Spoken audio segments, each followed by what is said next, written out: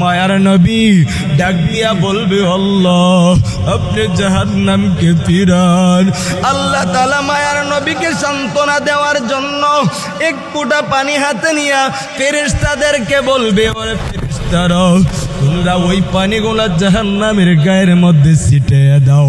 জাহান্নামের গায়ের মধ্যে পানি ছিটিয়ে দেওয়ার পর জাহান্নামগুলি অটোমেটিক পিছন দিকে বাঁকতে শুরু করবে।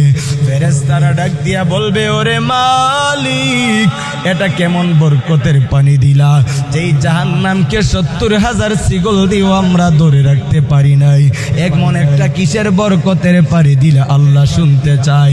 এটা কি আবে কাউসারের পানি, নাকি আবে হায়াতের পানি, নাকি জমজমের পানি? আল্লাহ বলবেন না রে ফেরেশতা, না না না, এটা আবে কাউসারের পানিও না, এটা জমজমের পানিও না, এটা হলো আমার এতিম গুনাহগার নবীর উম্মতের চোখের পানি। জাহান্নামের ভয়ে তারা রাত্রে বেলায় কান্না করেছিল, ওই কান্নার পানিগুলা আমি আল্লাহ তাআলা জমাট করে রেখেছিলাম। ও দুনিয়ার মুসলমান, ও নবীর উম্মতের দল, ও নরসিংদী এলাকার মুসলমান যুবক, তোমার কি জাহান্নামের ভয় নাই? ও পর্দার অন্তরালের মাগো,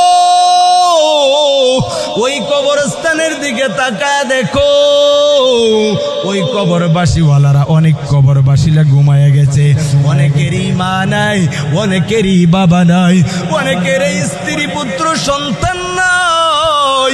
ওই কবরের দিকে তাকায় দেখো, তোমাদের এই এলাকার কত ক্ষমতাশীল, কত টাকাওয়ালা, কত ক্ষমতাওয়ালা ব্যক্তিও সই রয়েছে। এরে মুসলমান, তোমার আমার ওই তো সেই একদিন কবরের মধ্যে যাইতে হবে।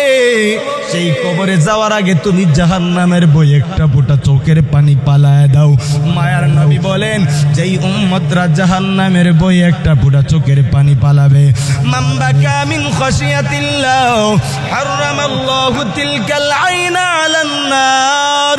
জাহান্নামের ভয়ে কোনো ঈমানওয়ালা ব্যক্তি যদি একটা ফোঁটা চোখের পানি পালায়া দেয়, মায়ার নবী ডাক দিয়া বলে একটা ফোঁটা চোখের পানির বিনিময় তার জন্য জাহান্নামের আগুন হারাম হয়ে যাবে। এরে বান্দা, মায়ার নবী জানায়া দেন দুনিয়ার মানুষ, আল্লাহ পাক রব্বুল আলামিন বলেন ফালইয়াদহাকু কলিলাও ওয়ালইয়াবকু কাসীরা। এই বান্দারা তোমরা বেশি বেশি করে কান্না করো, অল্প করে হাসো।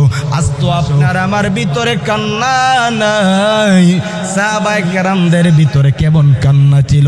নবীর সাহাবী দেখো জান্নাতের সার্টিফিকেট পাওয়ার পরেও কেমন রাত্রি বেলায় নামাজের মধ্যে দাঁড়ায়া কান্না। সর্বপ্রথম জান্নাতের সার্টিফিকেট কে পেয়েছিল? নবীজির সাহাবী আবু বকর সিদ্দিক রাদিয়াল্লাহু আনহু। জান্নাতের সার্টিফিকেট পাওয়ার পরেও রাত্রে বেলায় ঘুমায় না, কান্না করে, কান্না শুরু করে আর একটা আয়াত শুরু করে দেয়, ইন্নাল্লাহ আশতারা মিনাল মুমিনিনা আনফুসাহুম ওয়া আমওয়ালাহুম বিআন্না লাহুমুল জান্নাহ।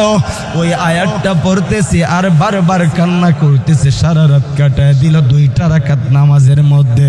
মায়ার নবী বা অথবা সাহাবী মাই আবু বকরকে জিজ্ঞাসা করলেন, আবু বকর তুমি তো জান্নাতের সার্টিফিকেট প্রাপ্ত সর্বপ্রথম সাহাবী, তুমি কেন কান্না করো?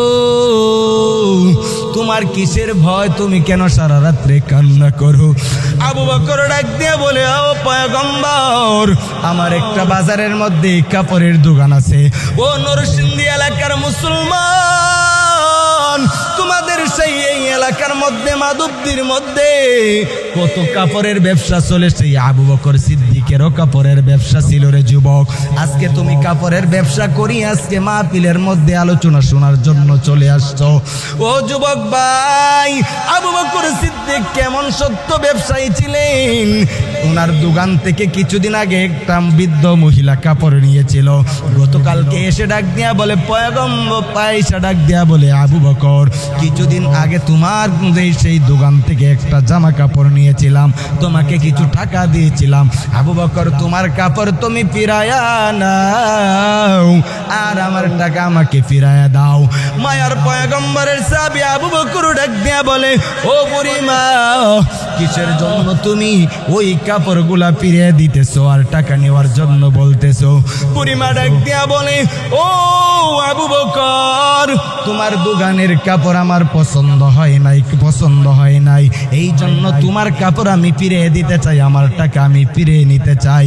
ওই কথা বলার পর আবু বকর রাত্রে বেলায় যখন নামাজ পড়া শুরু করে দেয়, নামাজ শুরু করে দিয়েছে আর হঠাৎ করে পড়তে পড়তে একটা আয়াত চলে আসলো, ইন্নাল্লাহ ইশতারা মিনাল মুমিনিনা আনফুসাহুম ওয়া আমওয়ালাহুম বিআন্না লাহুমুল জান্নাহ।